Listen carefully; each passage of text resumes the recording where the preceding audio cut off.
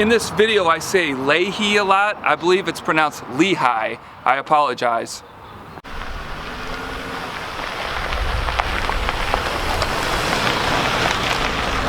Okay, I'm on the corner of Lehi Road, right here across from the school, the museum. On the other side, they have a monument on the other side of the street with a bell.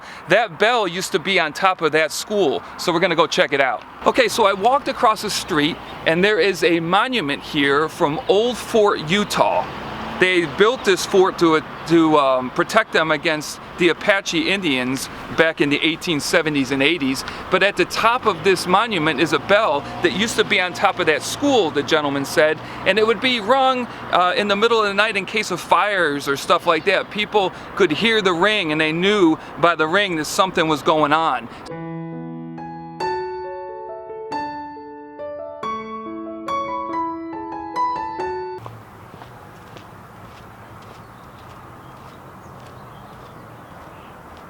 This is the Red Cross Quilt. It was completed and done in 1918. It's over 100 years old. It's in some great condition right now.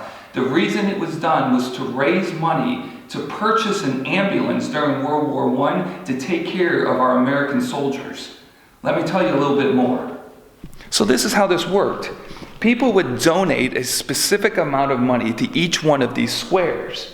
Just like we do when we lay bricks at a building. We can buy a brick around the building. The closer you get to the building, the more the brick costs. The closer you got to the center of this red cross right here, the more money the pieces of quilt cost. When they sold all the pieces of quilt, and most of this have the people's names on them and everything, when they sold all the pieces to put the quilt together, they raised $1,000. So after they had raised this $1,000 after putting together this quilt back in 1918 for our American servicemen during World War I, when they gave the check over, they said, well, this is enough money for the ambulance, just so you know, but it's enough for an ambulance without shocks. So they went back out, they raised more money, they raised a total of $1,600 that they could send to France to buy an ambulance that actually had shocks in it. This is so unique.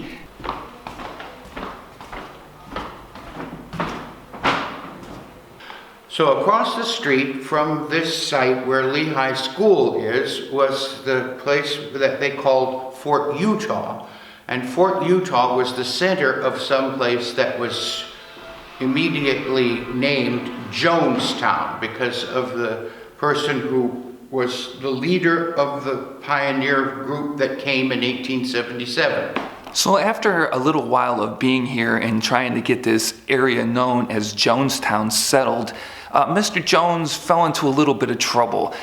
He began to drink a little bit. Well, on their way here, they stopped at Tempe. The man that owned the mill also had a liquor license and had a bar.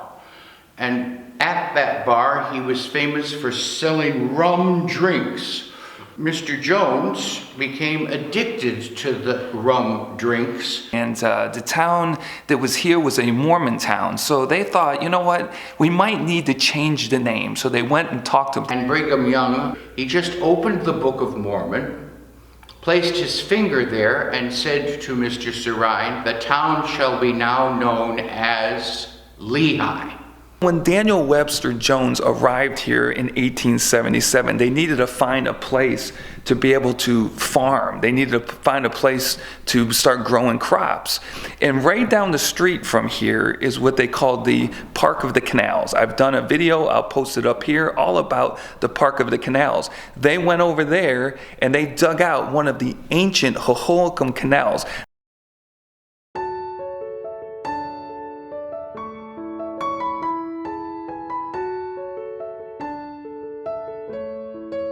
Out to start bringing water to this area. And right here are some of the original tools that they used, the original shovels and everything that they used to start making that canal bigger and deeper.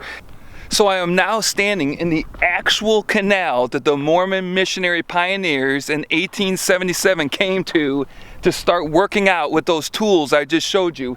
They worked this canal out. They made it deeper, they made it a lot taller. You can, just another quick view standing on the edge of the canal.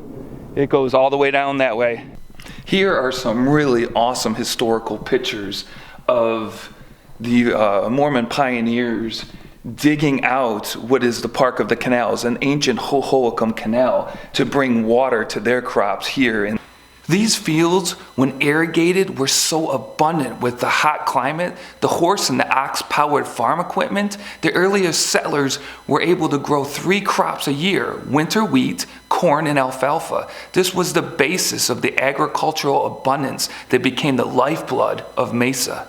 But you'll see this stick right here, and then up to that point right there, there's black. And what they would do is take that stick and place it in their canal. So as the canal flowed down by where their farm was, they would take that stick, put it in the canal, and it needed to reach that black marker right there. If it didn't get that high, then there was not going to be enough water to water their farm and their field. Okay, with the town of Lehi now on the rise because of the farming, they could afford a lot more stuff, and the railroad was now running through here. So this stuff you see behind me right here, let me get this into focus a little bit more. I'm going to show it to you a little quicker, but they have this little rocker for kids that was from 1900. All this beautiful furniture. Well, there was a telegraph at the railroad. So they would go to the railroad and they'd send by telegraph what they wanted from the catalogs that they were getting. And the railroad, by the time it got up to Chicago, there would be another train coming down, and they would have this stuff. This is late 1800s, early 1900s. They would have their catalogs, the stuff that they ordered, within 2 weeks. Okay, so when the gentleman was showing me around this section, this part blew my mind, because I'm like, oh, they don't teach this in schools. I've never heard this before. But did you know that in 1897, they had electricity? That this section of the country had electricity in 1897? They had electricity here in the Southwest, here in the desert in 1897.